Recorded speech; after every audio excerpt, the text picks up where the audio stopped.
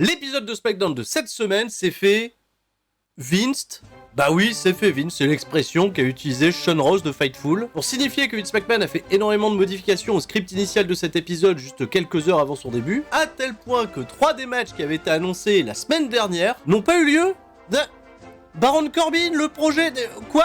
Et donc ça s'est fait Vince, voilà, ça confirme des rumeurs déjà apportées par Ricochet il y a 2 jours. Il assurait que Vince McMahon continuait de faire des modifications du script, et ce même à distance, qu'il avait toujours son nez partout, que ça nous plaise ou pas. De ce fait, cette semaine, pas de Cameron Grimes contre Baron Corbin, ni d'opportunité pour Shotzi de rejoindre le Money in the Bank en affrontant Bayley.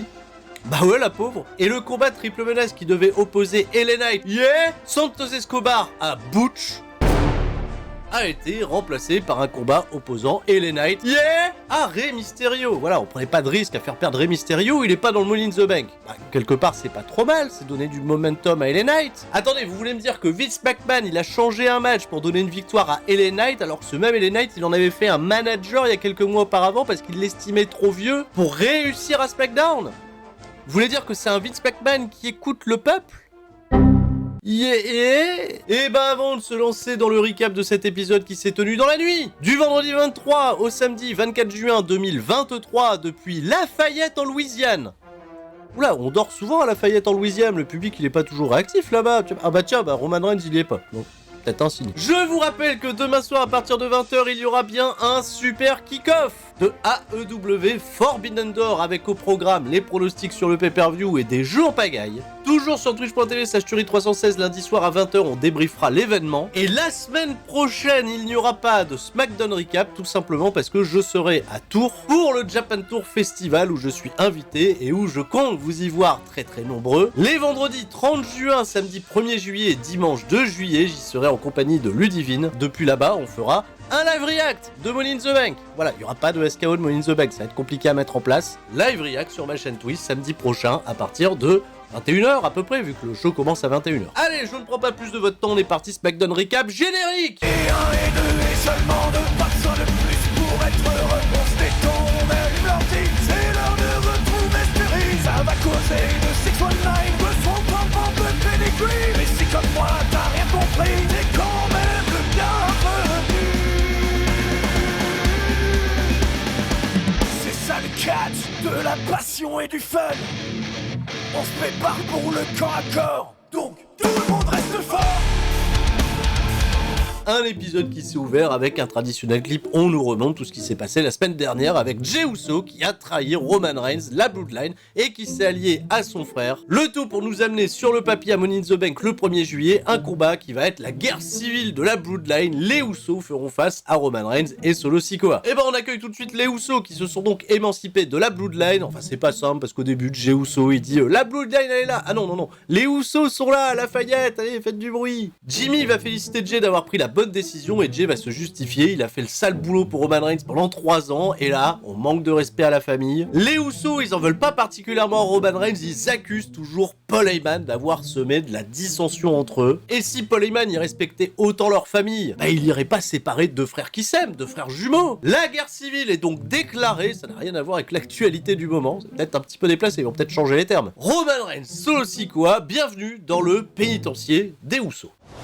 Comme je disais tout à l'heure, le premier combat de la soirée va opposer LA Knight à Rey Mysterio, qui va venir seul au ring. Rey Mysterio, pas accompagné de Santos Escobar. Une belle réaction de la part du public pour LA Knight, qui a toujours ce soutien populaire, malgré qu'il soit un heel à l'écran. Et au terme d'un match très correct, LA Knight, va battre Rey Mysterio de manière clean après une succession de comptes qui va lui permettre de porter son finish. Le Snapmare Driver, on n'en parle plus, 1, 2, 3. Après le match, LA Knight, il va tenter de démasquer Rey Mysterio, ce qui va provoquer l'arrivée de Santos Escobar pour le faire fuir. Du momentum pour LA Knight, on en a besoin, lui qui est désormais le grand favori pour remporter ce Money in the Bank. Ça risque d'être un moment pas banal à Londres. Backstage, on va retrouver Solo Sikoa accompagné de Paul Heyman et Solo Sikoa, il va croiser Ridge Holland en fait, qui va lui couper la priorité sur le côté, il y a une petite bousculade et Solo Sikoa il pète un câble. Samoan Spike sur Ridge Holland qui va très bien vendre le choc, il va s'effondrer tout doucement sur une flycase pendant que Paul Heyman il est totalement choqué, il se dit putain le mec il est hors de contrôle, vite appelle Roman Reigns. Juste le temps de partir la pub, retour de pub, il y a toujours Ridge Holland Holland qui se tient la gorge et de la sécurité qui est arrivée, dont Adam Pearce et surtout Sheamus. Sheamus, il est au courant que le fils de François il s'est fait attaquer par Solo Sikoa, il demande à Adam Pearce un match 1 contre 1 contre Solo Sikoa. Adam Pearce il dit bah je vais voir ce que je vais faire.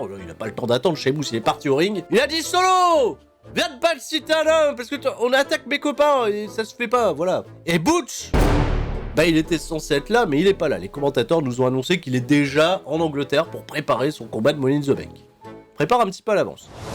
Le combat suivant, il a bien été annoncé et il a bien été maintenu, c'est le combat d'unification des championnats par équipe féminins de la WWE et les championnats par équipe féminins de NXT. Ronda Rousey et Shayna Baszler font face à Isla Dawn et Alba Fire. 10 minutes de match, c'était compétitif, c'était très à l'avantage des nouvelles venues en provenance d'NXT qui ont totalement dominé les premiers instants sur une Ronda Rousey qui n'était pas très inspirée, une Shayna Baszler qui s'est totalement fait déborder. Ça s'est un peu rééquilibré, c'est tourné à l'avantage de Shayna Baszler et de Ronda Rousey. On a d'ailleurs vu Ronda Rousey faire un Poison Rana. Et bah ouais. Et finalement, sans grande surprise, et dans un match où il n'y a pas eu beaucoup de hits, parce que les gens savaient pas trop qui était Babyface, qui était Heel, Alba Fire, Isla Dawn, bah elles sont pas particulièrement portrayées comme des babyface. Ronda Rousey et Shayna Baszler unifient donc ces championnats sous l'œil très attentif d'une certaine Raquel Rodriguez, qui était aux premières loges pour assister à ça, et Raquel Rodriguez, elle est venue réclamer une opportunité à ces nouveaux championnats par équipe unifiés, des championnats qu'elle estime n'avoir jamais perdus en première intention. Parce que je vous rappelle, Liv Morgan, elle s'était blessée, on nous annonçait Liv Morgan blessée pendant pas mal de mois. Bah non, en fait, Liv Morgan, elle est là,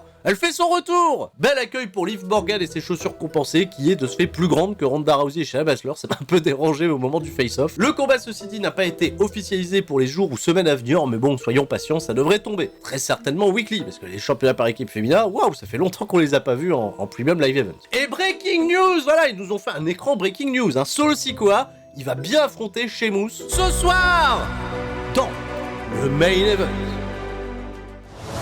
Grayson Waller à SmackDown est toujours utilisé comme l'animateur de son propre show Grayson Waller Effect. Il reçoit en invité cette semaine Pretty Deadly, je le rappelle, Kit Wilson, Alton Priest qui sont devenus les nouveaux challengers officiels au championnat de Kevin Owens et de Sami Zayn. Le combat aura lieu la semaine prochaine lors de l'épisode de SmackDown pour lequel il n'y aura pas de SmackDown recap. C'est un peu dommage parce que l'affiche est quand même chouette. Qui se tiendra à Londres en Angleterre et l'Angleterre bah, c'est d'où viennent les Pretty Deadly. Et les Pretty Deadly il faut les prendre au sérieux, c'est pour ça, ils nous rappellent leur CV, ils ont raison de le faire, on les connaît pas assez bien. Ils ont par exemple par le passé unifié les championnats par équipe NXT et NXT UK. Ils se vantent d'avoir remporté un gauntlet match la semaine dernière et d'avoir battu 5 autres équipes, alors qu'en réalité ils ont juste battu Sheamus et Ridge Holland qui avaient déjà fait tout le travail avant. Et quand ils vont évoquer le nom des Street Profits, et ben les Street Profits vont se pointer, vont les challenger pour un combat qui aura lieu juste après le retour de pub. 9 minutes 14 et beaucoup d'insolence de la part des Street Profits et d'un Montesford qui est toujours en roue libre, ça fait plaisir. Il va pas mal se moquer des Pretty Deadly, qui va même vanner leur tenue, il va même emprunter le maillot, là, maillot... Je sais pas comment on appelle un maillot pareil, j'en sais rien. Mais les Pretty Deadly sont bien entendu ceux qui ont le besoin de plus de momentum, alors ils vont remporter la victoire après un roll-up, les pieds dans les cordes, assisté à l'extérieur. Une victoire de filou, l'arbitre n'a rien vu, mais attention Kevin Owens et Sami Zayn, le même sort pourrait se produire la semaine prochaine et je pense qu'on y voit là un petit peu de storytelling pour un spot qui sera facile à réaliser lors du match de championnat. On nous remonte encore Grayson Waller, mais cette fois-ci la semaine dernière, qui avait reçu Charlotte Flair, qui je le rappelle va challenger Asuka la semaine prochaine. Il y a Bianca Belair qui s'était pointée, il y a eu un gros face-à-face. Charlotte Flair cette semaine, ça semblait également impromptu, elle est en action, elle va battre Lacey Evans.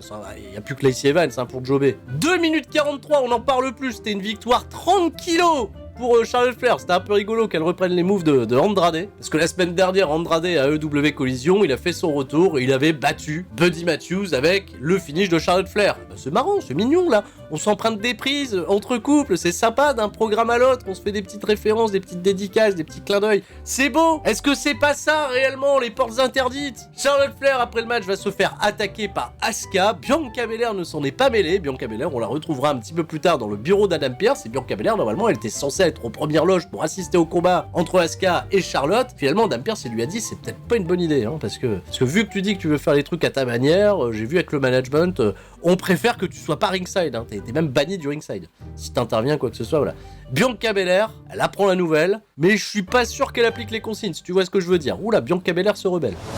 Vous avez bien lu le titre de la vidéo, Drew McIntyre est bien réapparu à la WWE. Bon, ok, il n'est pas apparu lors de l'épisode de SmackDown, il est apparu pendant l'épisode de SmackDown pour promouvoir les Special Olympics World Games qui se passeront cet été à Berlin, ce qui signifie certainement que Drew McIntyre il est actuellement en Europe, et même si contractuellement et scénaristiquement il s'est pas encore mis d'accord avec WWE pour refaire des apparitions lors des programmes, il apparaît quand même. Voilà, donc il accepte encore de faire des trucs pour WWE. On attend juste le bon moment, mais c'est plutôt un signe, je trouve, encourageant pour la suite.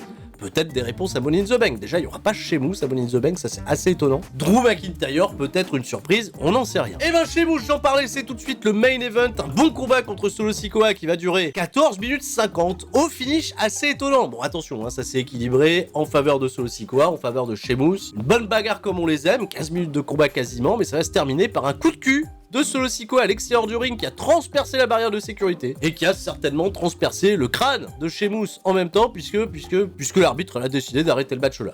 C'était un peu bizarre comme finish pour terminer les hostilités. Victoire de ce fait de Solo Sikoa. Et vu que Solo il est pas gentil, qu'il voulait continuer d'attaquer Sheamus, les Usos sont venus faire le save. Ils ont terrassé Solo Sikoa. Paul Heyman il était pas content. Il a encore une fois sorti son téléphone pour dire appelle Roman Reigns, appelle Roman Reigns. Roman Reigns ça va lui faire chier de recevoir autant d'appels. Je sais pas moi, il est peut-être sur son île déserte tout nu avec sa femme comme il avait déjà expliqué il y a plusieurs mois. Là, sans arrêt Paul Heyman qui appelle. Ouais mais ça se passe pas bien donc chef tribal. Bah ouais ils ont peut-être raison les Usos. Paul Heyman il casse les pieds. Et c'est la fin de cet épisode, ça s'arrêtera là avec les Usos qui prennent une petite victoire sur Solo Sikoa. La semaine prochaine, Roman Reigns est annoncé. Ah oui, il sera là, il sera à Londres, le lendemain il y a Money in the Bank. Mais encore une fois, je le rappelle, pas de SmackDown Recap malheureusement parce que ce sera impossible pour moi de produire un épisode complet de SmackDown Recap depuis Tours. J'en parlerai très certainement lorsqu'on se retrouvera en live pour le live react à partir de 21h le samedi soir sur touche.tv/Tuerie316. Je rappelle, demain, Forbidden Door, super kick-off. Passez tous un excellent week-end, je vous fais des gros bisous et je vous dis à la prochaine. Et tout le monde